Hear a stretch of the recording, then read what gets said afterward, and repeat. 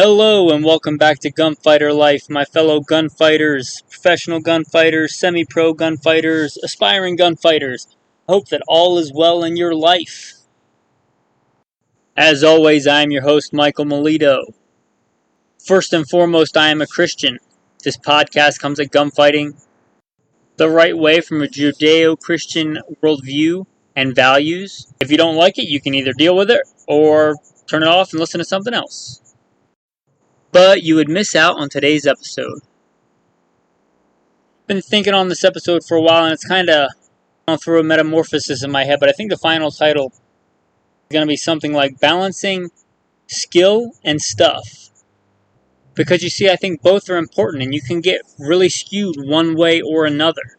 You could be the guy that wants the next, latest, greatest, super fancy VR with all the bells and whistles and thermo sights and red dot with a magnifier, and a red laser and a green laser and an IR laser, and multi-position collapsible rotating bipod.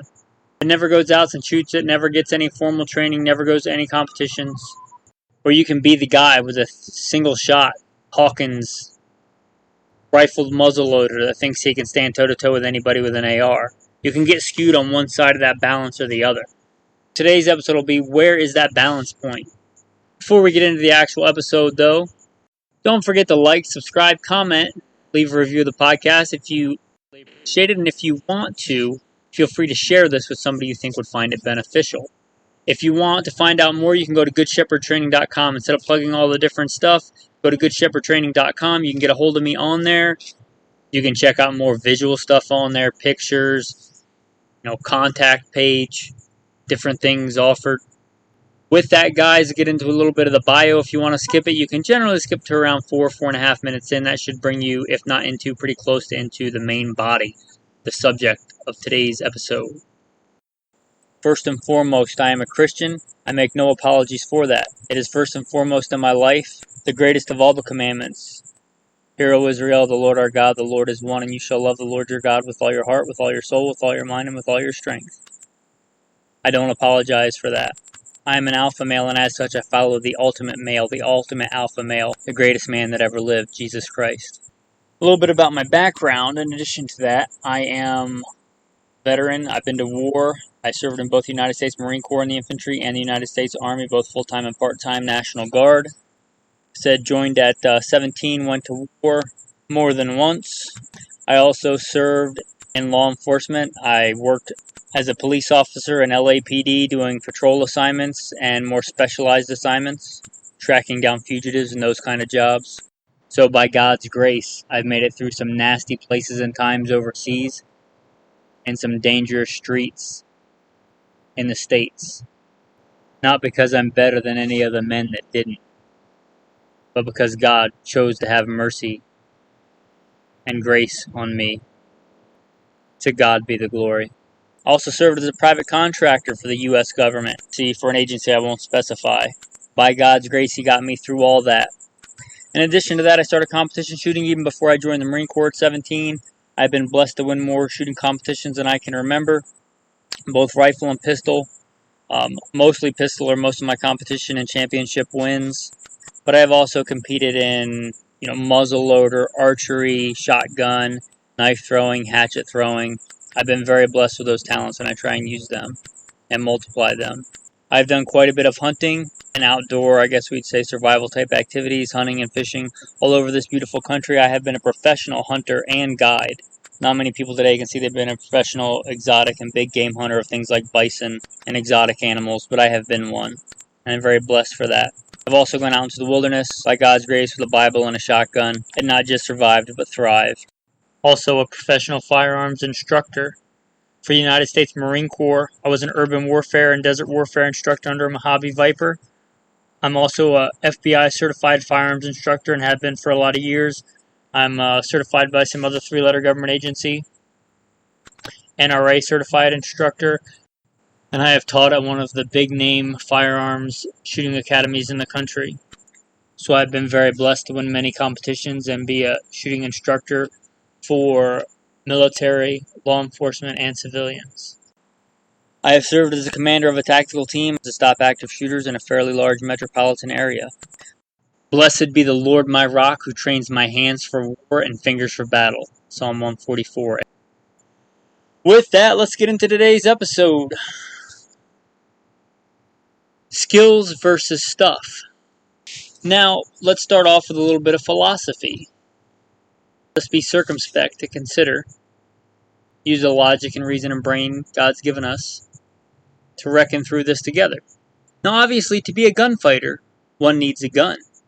I don't think that anybody will argue that, let's make it real obvious. I don't think anybody would argue that a .44 Magnum, Smith & Wesson Model 29 6-shot revolver would be a better combat pistol, not hunting pistol, but combat pistol, than a SIG 320 with a red dot. But would you rather have somebody that just bought that 320 with a red dot and just went through their basic concealed carry training, backing you up in a gunfight? Or would you rather have Jerry Michalek with that Smith & Wesson Model 29 44 Magnum? Kind of gives you some perspective, doesn't it? If you're in a dark alley somewhere and you call for backup, do you want a Navy SEAL showing up with a high point? Or do you want somebody who watches a lot of Netflix, eats a lot of Doritos, and hangs out in gun forums, and has the coolest, latest, greatest, brand new polymer striker fired gun that never even heard of? I don't even know about it. It's so cutting edge. Which one of those guys do you want backing you up? Now, obviously, in real life, it's probably not going to be that cut and dry.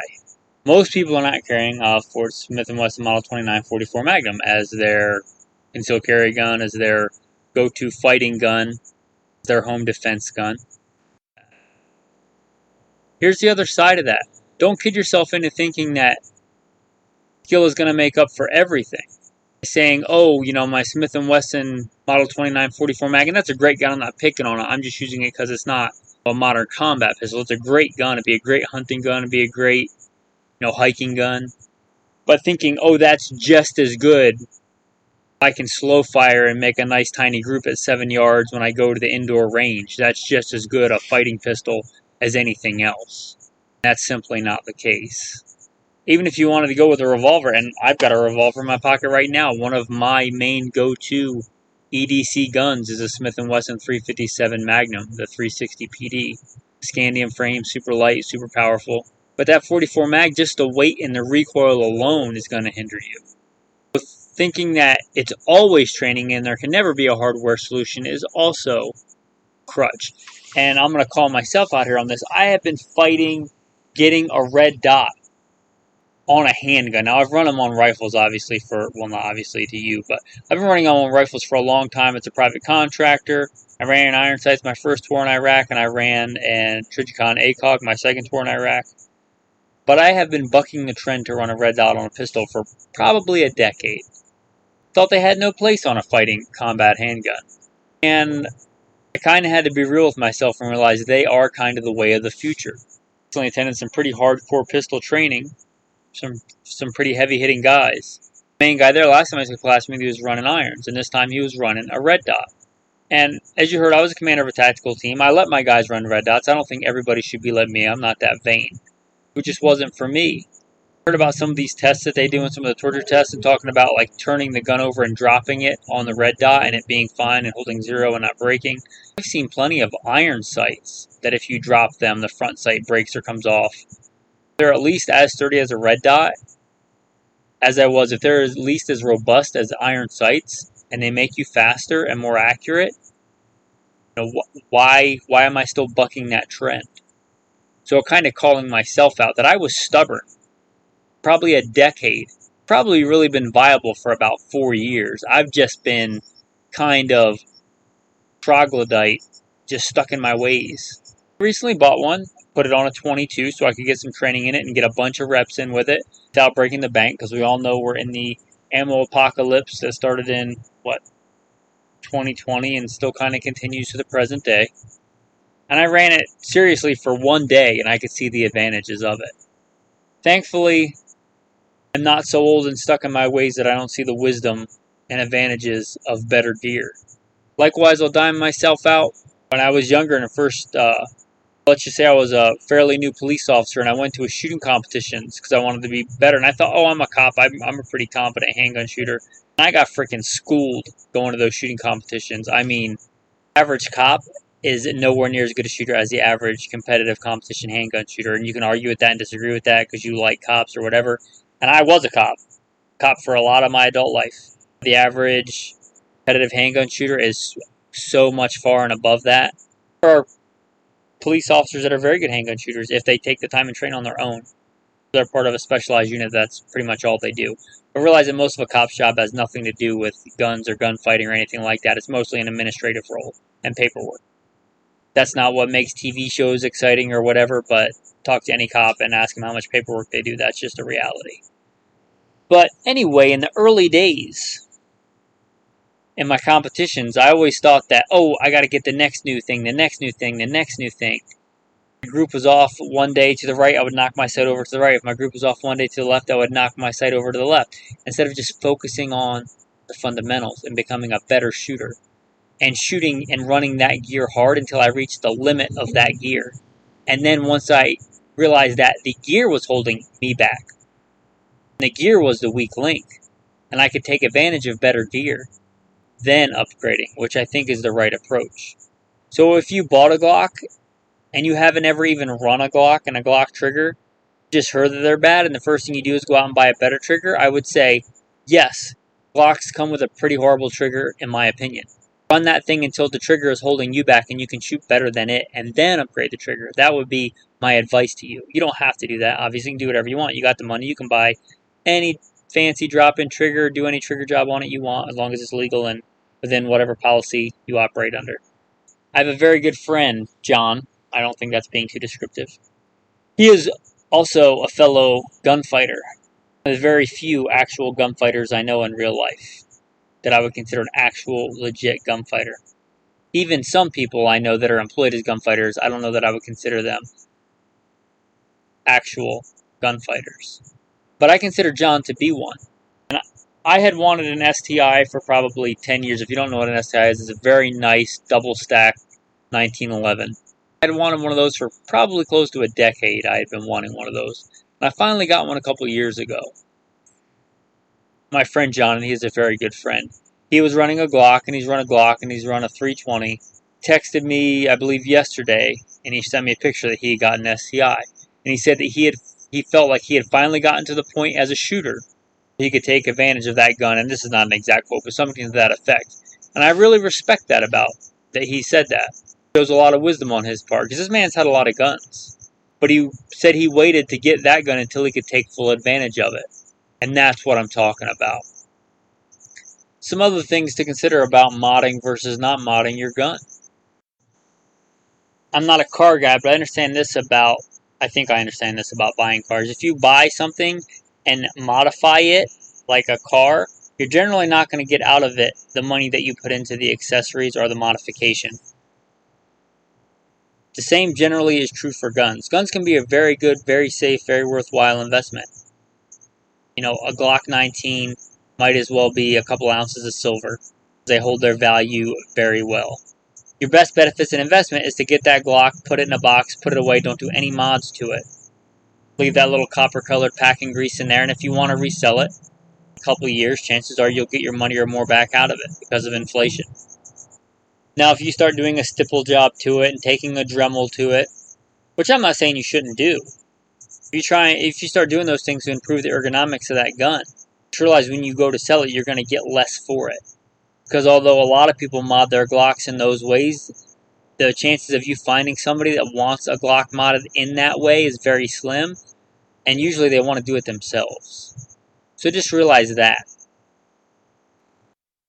Now, I don't know where I first heard this expression, but it's sure a good one. I'm going to use it. I'd give credit if I could remember.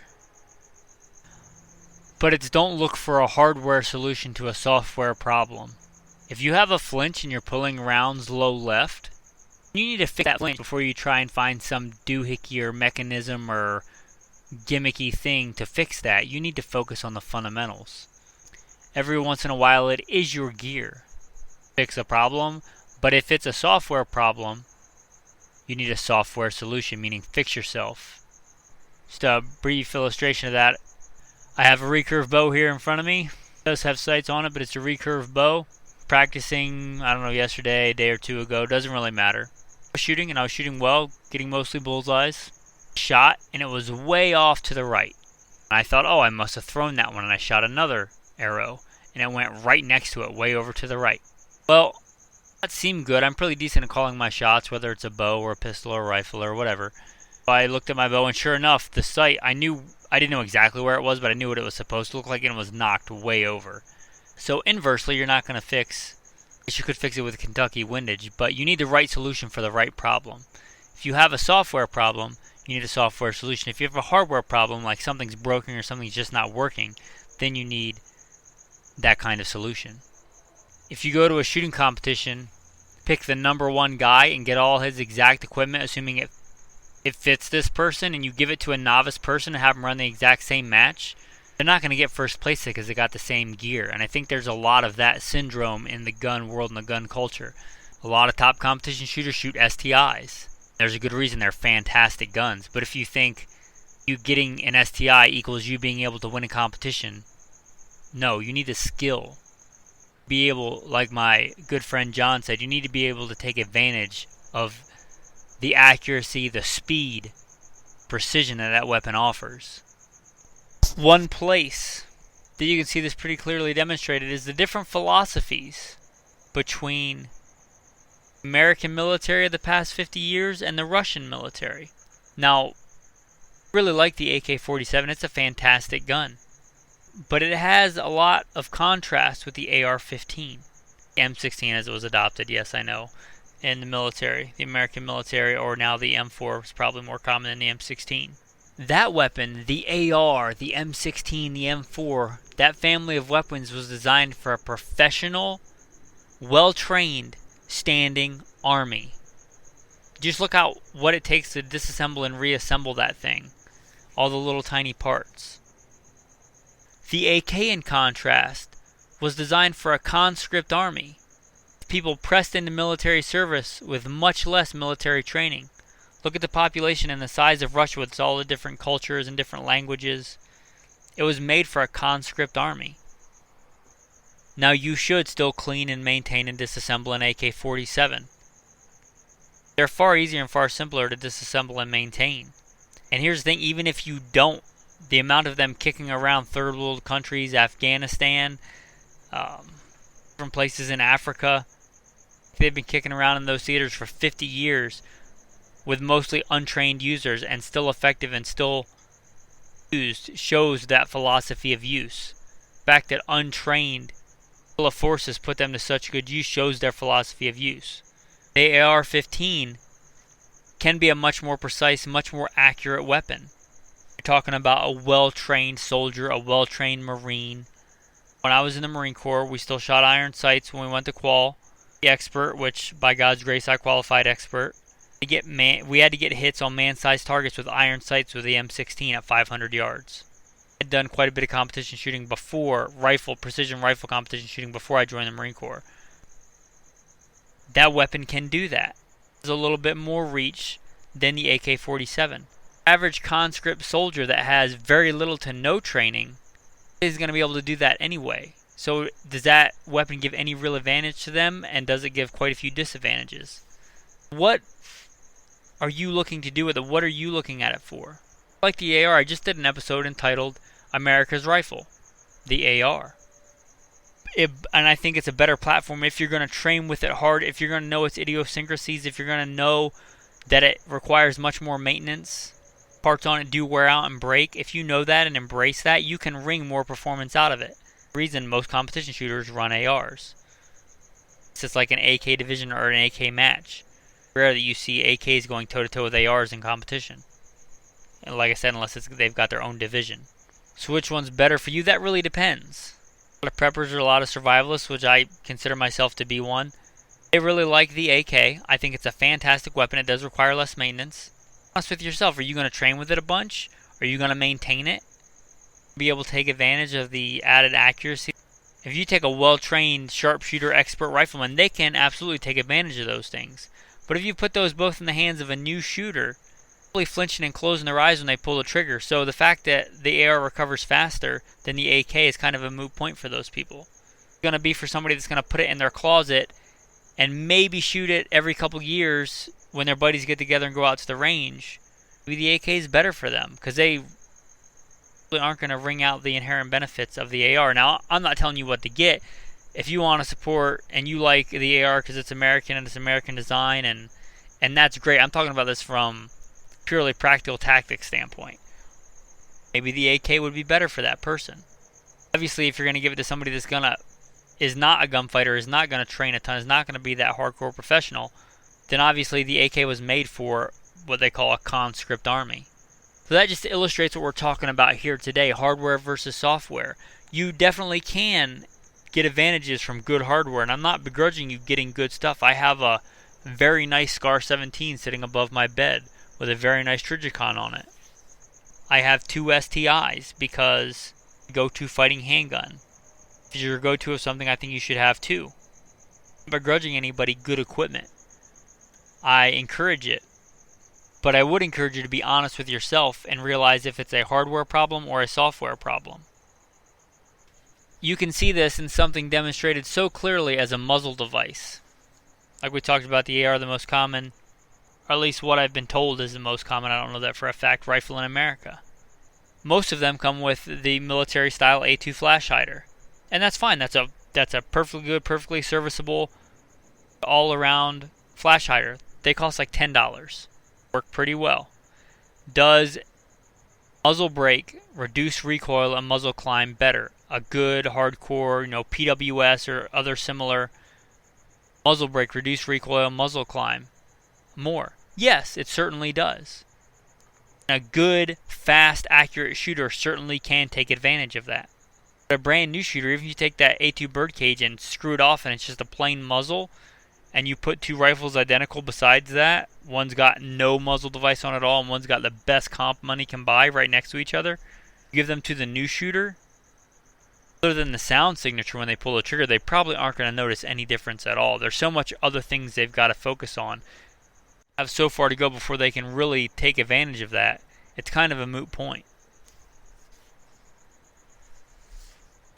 So it reminds me of an old moto shirt, an old motivational shirt as we call it, back, I don't know. Probably still make this shirt, but I remember seeing it, 20 years ago, 15 years ago.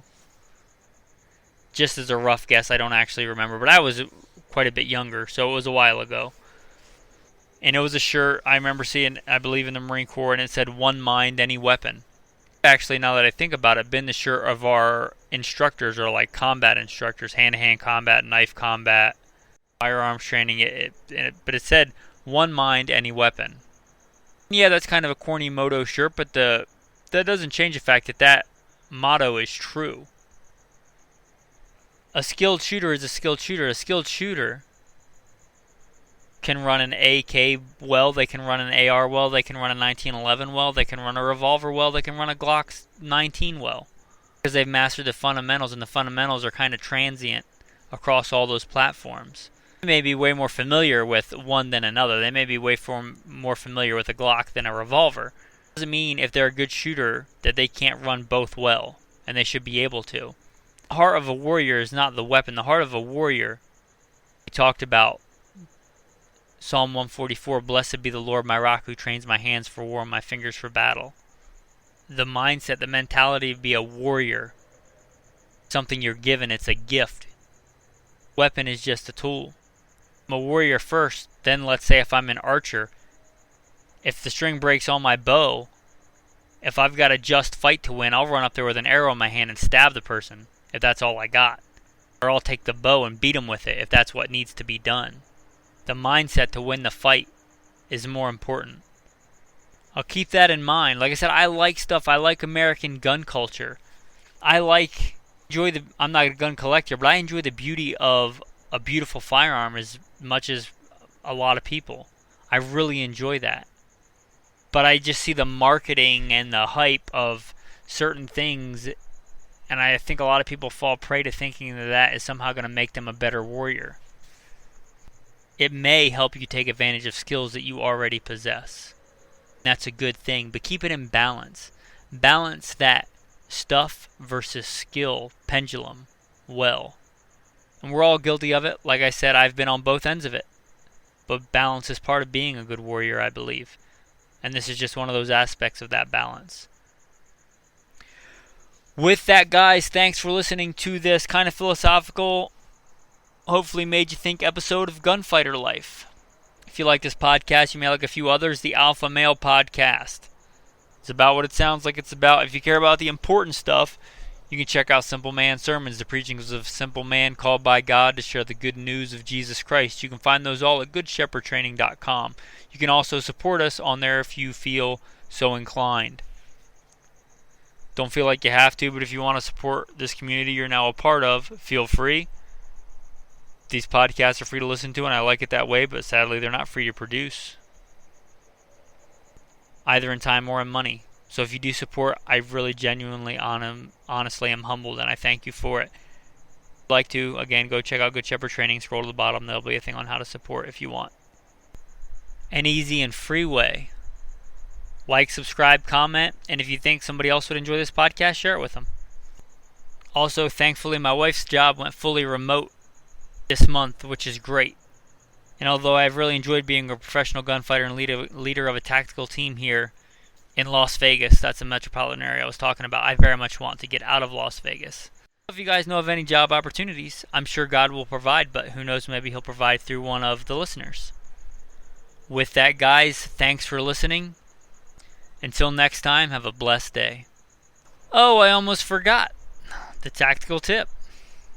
Here's one if you don't know it. Hopefully you have a shot timer if you're a serious shooter, but if you don't, you can generally download an app for free on your phone, which I guess is its own tactical tip, but not the one I'm going to talk about. You can download a shot timer app. You can usually on those apps or on your actual shot recorder device, your shot timer, you can set what's called a par time, so you'll get a first beep and a second beep.